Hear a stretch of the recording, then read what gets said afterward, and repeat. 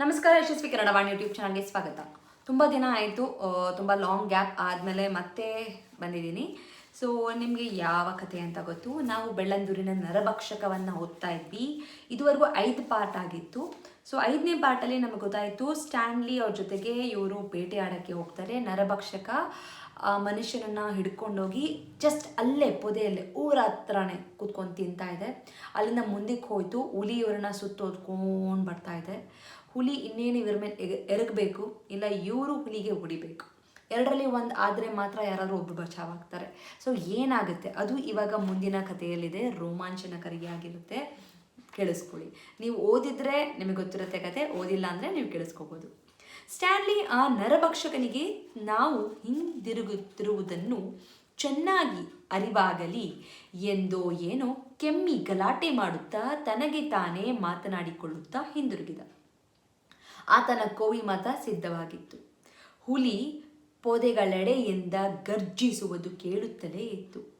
ಆದರೆ ಸ್ಟ್ಯಾನ್ಲಿ ಒಂದು ದೊಡ್ಡ ತಪ್ಪು ಮಾಡಿದ. ಅವನು ಕೆಮ್ಮುತ್ತಾ ಹಿಂದಕ್ಕೆ ಹೋಗಿದ್ದೇನೋ ಸರಿ, ಆದರೆ ಮಾತನಾಡಿಕೊಂಡು ಹೋಗಬಾರದಿತ್ತು. ಹುಲಿ ಇಲ್ಲಿ ಯಾರೂ ಇಲ್ಲವೆಂದು ತಿಳಿದು ಶವದ ಹತ್ತಿರಕ್ಕೆ ಬರುವುದರ ಬದಲು ಬೇರೆ ರೀತಿಯೇ ವರ್ತಿಸಿತು.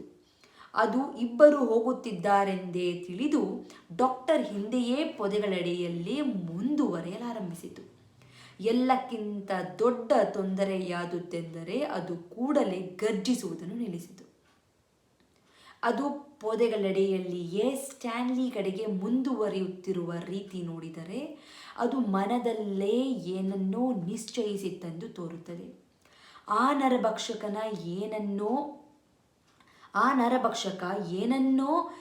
ಏನನ್ನು ನಿಶ್ಚಯಿಸಿತ್ತೋ ಗೊತ್ತಿಲ್ಲ. ಅಂತೂ ಅದನ್ನು ಸದ್ದಿಲ್ಲದೆ ಜರುಗಿಸಬೇಕೆಂದು ಮಾತ್ರ ತೀರ್ಮಾನಿಸಿತ್ತು. ಈ ವಿಷಯ ಸ್ಟ್ಯಾನ್ಲಿಗೆ ತಿಳಿಯದೆ ಹೋದರೆ ಏನು ಗತಿ ಎಂದು ನಾನು ಚಿಂತಿಸಿದೆ. ಮೊದಲೇ ಆತನ ಬಳಿ ಇದ್ದದ್ದು ತೋಟ ಕೋವಿ ಮಾತ್ರ.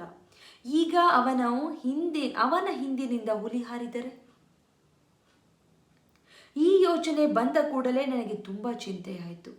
ನನ್ನ ಸ್ನೇಹಿತನ ಪ್ರಾಣವೇ ಇಂಥದ್ದೊಂದು ಗಂಡಾಂತರದಲ್ಲಿದೆ ಎಂದಾದ ಮೇಲೆ ನಾನು ತಣ್ಣಗೆ ಪೊದೆಯೊಳಗೆ ಕುಳಿತಿರಲು ಸಾಧ್ಯವೇ? ನಾನು ಹಿಂದೆ ಮುಂದೆ ಯೋಚಿಸದೆ ಪೊದೆಯಿಂದ ಜಿಗಿದು ಹುಲಿ ಹೋದ ದಿಕ್ಕು ಹಿಡಿದು ಹಿಂಬಾಲಿಸತೊಡಗಿದೆ. ನಾನು ಇದಕ್ಕಿಂತ ದೊಡ್ಡ ತಪ್ಪು ಮಾಡಲು ಸಾಧ್ಯವಿಲ್ಲವೆಂದು ಈಗನಿಸುತ್ತದೆ. ಏಕೆಂದು ಹೇಳುತ್ತೇನೆ ಕೇಳಿ. ಡಾಕ್ಟರು ಈಗ ಹುಲಿ ತನ್ನನ್ನು ಹಿಂಬಾಲಿಸುವುದನ್ನರಿತು ಹಿಂದು ಮುಂದಾಗಿ ಕೋವಿ ಶುದ್ಧವಾಗಿ ಹಿಡಿದುಕೊಂಡು ಒಂದೊಂದೇ ಹೆಜ್ಜೆ ಹಿಮ್ಮೆಟ್ಟುತ್ತಿದ್ದಾನೆಂದು ಊಹಿಸಿಕೊಳ್ಳಿ. ಆತನಿಗೆ ನಾನು ಪೊದೆಯಿಂದ ಹೊರಬಂದು ಹುಲಿಯನ್ನು ಹಿಂಬಾಲಿಸುತ್ತಿದ್ದೇನೆಂದು ಗೊತ್ತಿಲ್ಲ. ಈಗ ಹುಲಿ ಹಠಾತ್ತಾಗೆ ಹೊರಬಂತೆಂದು ಊಹಿಸಿ. ಅದು ಹೊರ ಬರುವುದು ನಮ್ಮಿಬ್ಬರ ನಡುವೆ. ನನಗೆ ಸ್ಟ್ಯಾನ್ಲಿ ನಿಂತಿರುವ ಜಾಗ ಸರಿಯಾಗಿ ಪೊದೆಗಳೆಡೆಯಲ್ಲಿ ಗೋಚರಿಸುತ್ತಿಲ್ಲ. ಆದ್ದರಿಂದ ಸ್ಟ್ಯಾನ್ಲಿಗೂ ನಾನು ಗೋಚರಿಸುತ್ತಿಲ್ಲ. ನನಗೆ ಹುಲಿಯ ನಡೆ ಗೊತ್ತಾಗುತ್ತಿರುವುದು ಅದು ಪೊದೆಗಳೆಡೆಯಲ್ಲಿ ನುಗ್ಗುತ್ತಾ ಮಾಡುತ್ತಿರುವ ಸದ್ದಿನಿಂದ ಮಾತ್ರ. ನನಗೂ ಸ್ಟ್ಯಾನ್ಲಿಗೂ ನಾವಿರುವ ದೂರ ದಿಕ್ಕುಗಳು ಗೊತ್ತಿಲ್ಲದೆ ಇರುವುದರಿಂದ ನಮ್ಮಿಬ್ಬರ ನಡುವಿನ ಹುಲಿಗೆ ಗುಂಡು ಹಾರಿಸುವುದು ಎಷ್ಟು ಅಪಾಯಕಾರಿ ಎಂದು ಯೋಚಿಸಿ. ಹುಲಿ ಸುಮ್ಮನೆ ಅದು ನೆಗೆಯುವ ಮೊದಲು ಮಾಡುವ ಎಂಬ ಗರ್ಜನೆ ಸದ್ದು ಮಾಡಿದರೆ ಸಾಕಿತ್ತು.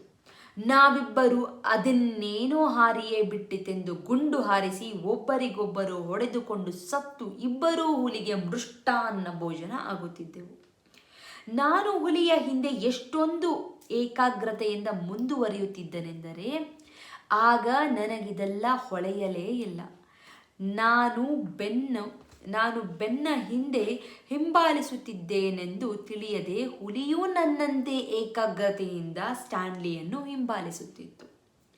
ಅಷ್ಟರಲ್ಲಿ ಇದ್ದಕ್ಕಿದ್ದಂತೆ ವೇಗವಾಗಿ ಘಟನೆಗಳು ನಡೆಯತೊಡಗಿದವು. ಡಾಕ್ಟರ್ ಹಿಂದಕ್ಕೆ ಹೆಜ್ಜೆ ಇಡುತ್ತಾ ರಸ್ತೆ ತಲುಪಿದ. ಅಲ್ಲಿಯವರೆಗೆ ಮೌನವನ್ನು ಇದ್ದಕ್ಕಿದ್ದಂತೆ ಮುರಿದು ಭಯಂಕರವಾಗಿ ಹುಲಿ ಗರ್ಜಿಸಿತು.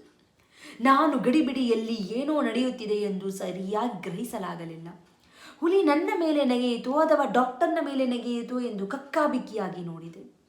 ಕಾಡೆಲ್ಲ ನೆಲವನ್ನು ಅಕ್ಷರಶಃ ನಡುಗುವಂತೆ ಹುಲಿ ಗರ್ಜಿಸಿತು. ಅಷ್ಟರಲ್ಲಿ ಡಾಕ್ಟರ್ ಕೋವಿ ಢಮಾರೆಂದಿತು ಕೇಳಿತು. ಆತನ ಎಲ್ಜೆ ತೋಟದ 6 ಗುಂಡುಗಳಲ್ಲಿ ಹಲವು ನನ್ನ ಪಕ್ಕದಲ್ಲೇ ಗಿಡ ಮರಗಳನ್ನು ಚಟಪಟ ಮುಡಿದುಕೊಂಡು ನುಗ್ಗಿದ್ದು ಕೇಳಿಸಿತು. ಕೋವಿಯ ಸದ್ದಿನಿಂದ ಭೀತಿಗೊಂಡ ಹುಲಿ ಮಿಂಚಿನ ವೇಗದಲ್ಲಿ ಹಿನ್ನೆಗೆದು ನನ್ನ ಕಡೆಗೆ ಓಡಿ ಬರುತ್ತಿರುವುದು ಕಂಡಿತು. ನನಗೆ ಸಮಯವೇ ಇರಲಿಲ್ಲ. ಗಡಿಬಿಡಿಯಲ್ಲಿ ಚೆಕ್ಕನೆ ರೈಫಲ್ ಎತ್ತಿ ಹುಲಿಗೆ ಗುಂಡು ಹಾರಿಸಿದೆ. ಕೆಲವು ನಿಮಿಷಗಳ ನಂತರ ಸ್ಟ್ಯಾನ್ಲಿ ನನಗೆ ಹೇಳಿದ, ನನ್ನ ಬಂದೂಕಿನಿಂದ ಹೊರಟ ಗುಂಡು ಆತನ ತಲೆಯ ನೆತ್ತಿಯನ್ನು ಸವರಿಕೊಂಡಂತೆಯೇ ಹೋಯ್ತಂತೆ. ಸ್ಟ್ಯಾನ್ಲಿಯದು ಬೊಕ್ಕ ತಲೆಯಾದುದರಿಂದ ಅವನ ಕೂದಲಿಗೆ ಬೆಂಕಿ ಹತ್ತಿಕೊಳ್ಳಲಿಲ್ಲ. ಆ ನರಭಕ್ಷಕ ಸುಲಭದಲ್ಲಿ ನಮ್ಮಿಬ್ಬರನ್ನು ಮುಗಿಸಿಯೇ ಬಿಡುವ ಅವಕಾಶಕ್ಕೆ ಹತ್ತಿರಾಗಿತ್ತು. ನಮ್ಮಿಬ್ಬರಿಗೂ ಬೇಕಾದಷ್ಟು ಶಿಕಾರಿಯ ಅನುಭವ ಇತ್ತು. ಇಬ್ಬರು ಕೆಲವೇ ಗೇಣುಗಳ ದೂರದಲ್ಲಿದ್ದ ಹುಲಿಗೆ ಗುಂಡು ಹಾರಿಸಿದ್ದೆವು. ಹುಲಿ ಸಮೀಪದಲ್ಲೇ ಎಲ್ಲೋ ಖಂಡಿತ ಸತ್ತು ಮಲಗಿದೆ ಅಥವಾ ಗಾಯಗೊಂಡು ಒದ್ದಾಡುತ್ತಿದೆ ಎಂದು ಭರವಸೆಯಿಂದ ಸುತ್ತಮುತ್ತಿನ ಕಾಡನ್ನೆಲ್ಲ ಹುಡುಕಾಡಿದೆವು. ಉದ್ವೇಗದಲ್ಲಿ ನಮ್ಮಿಬ್ಬರ ಗುಂಡುಗಳು ಗುರುತಪ್ಪಿ ನಮ್ಮ ಬಳಿಯ ರೊಯ್ಯನೆ ಹೊಯ್ದದ್ದನ್ನು ಮರೆತಿದ್ದೆವು. ಸುಮಾರು ಸುತ್ತಾಡಿದರೂ ನಮಗೆ ಸತ್ತ ಹುಲಿಯಾಗಲಿ ಗಾಯಗೊಂಡ ಹುಲಿಯಾಗಲಿ ಕಾಣಲಿಲ್ಲ. ಅನಂತರವೇ ನಮಗೆ ಅರ್ಥವಾಗಿದ್ದು, ನಮಗೆ ನಂಬಲಾಗದಿದ್ದರೂ ಅಷ್ಟೊಂದು ಸಮೀಪದಿಂದ ಸಹ ನಾವು ಗುರಿ ತಪ್ಪಿದ್ದೇವೆಂದು. ಸ್ಟ್ಯಾನ್ಲಿ ಬೆಪ್ಪಾಗಿ ನನ್ನ ಕಡೆ ನೋಡಿದ. ನಾನು ಯಾವ ರೀತಿ ಅವನತ್ತ ನೋಡುತ್ತಿದ್ದೆನೋ ಗೊತ್ತಿಲ್ಲ. ಇದಾದ್ಮೇಲೆ ಏನಾಯಿತು ಅದನ್ನು ನಾವು ಮುಂದಿನ ಭಾಗದಲ್ಲಿ ನೋಡೋಣ. ಹುಲಿ ಏನಾಯಿತು, ಗಾಯಗೊಂಡಿದ್ಯಾ, ಎಲ್ಲಾದರೂ ಔಚ್ಕೊಂಡಿದ್ಯಾ? ಗಾಯಗೊಂಡಿದ್ದರೆ ಇನ್ನೂ ರೌದ್ರ ರೂಪವಾಗುತ್ತೆ ಆ ಹುಲಿ ನರಭಕ್ಷಕ. ಸೊ ಮುಂದಿನ ಒಂದು ಪಾರ್ಟಲ್ಲಿ ಭಾಗದಲ್ಲಿ ನೋಡೋಣ ಹುಲಿಗೆ ಏನಾಯಿತು, ಇವರು ಏನನ್ನು ಮಾಡ್ತಾರೆ, ಮುಂದಿನ ಶಿಕಾರಿಯ ಒಂದು ಯೋಜನೆ ಕೂಡ ಏನು ಅಂತ ತಿಳ್ಕೊಳ್ಳೋಣ. ನಿಮಗೆ ಸಾಧ್ಯವಾದರೆ ಬೆಳ್ಳಂದೂರಿನ ನರಭಕ್ಷಕ ಪುಸ್ತಕವನ್ನು ತೆಗೆದುಕೊಂಡು ಓದೋಕ್ಕೆ ಶುರು ಮಾಡಿ, ಇಲ್ಲಾಂದರೆ ನನ್ನ ಮುಂದಿನ ಭಾಗದವರೆಗೂ ವೇಟ್ ಮಾಡಿ ಅಂತ ಹೇಳ್ತಾ ಧನ್ಯವಾದ.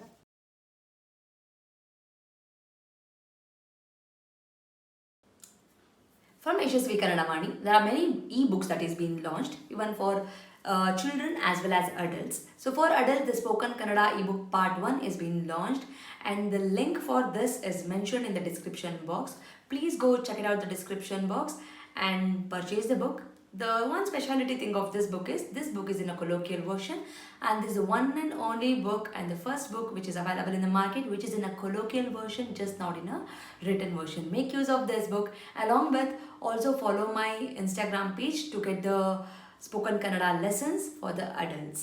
I hope this will be very useful for you, and the book is in a very affordable price. And for children, there are storybook level 1, level 2, vocabulary book, and the 10th book is been there.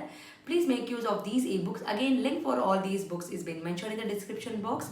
Please go check out the description box and make use of these books. These books will help your children to make the sentence structures in a proper way, improves their language fluency, improves their vocabulary in a language, and actually it will bring too much of interest to them in Kannada learning. So make use of these books for your children. And there are workshops which is available in the YouTube itself in a playlist name Workshop 1 and Workshop 2. If your child is really struggling with the basics like a Varnamale, Kagunita, Vattakshura, Arkavali, words, make use of these workshop. Link for these workshop is mentioned in the description box. Please make sure you will go to the description box and use all these links. Workshop is a free of cost. It is available in the YouTube itself, and all the ebooks it will be, you have to pay and use those books. There is a sample copy for everything. You can just look into the sample copy and you can purchase. Like ಮಾಡಿ, share ಮಾಡಿ, subscribe ಮಾಡಿ. So knowledge will gain only by sharing the knowledge. So children, if you have learned something, teach to your friends also, and this will help you in your gaining the knowledge. So thank you so much, and if you are not subscribed to the channel, subscribe ಮಾಡ್ಕೊಳ್ಳಿ. Click on the notification, so that click on the bell link so that you will get notified as and when I upload the videos. Thank you so much. I'll meet you all ಅಂತ ಹೇಳ್ತಾ ಧನ್ಯವಾದ.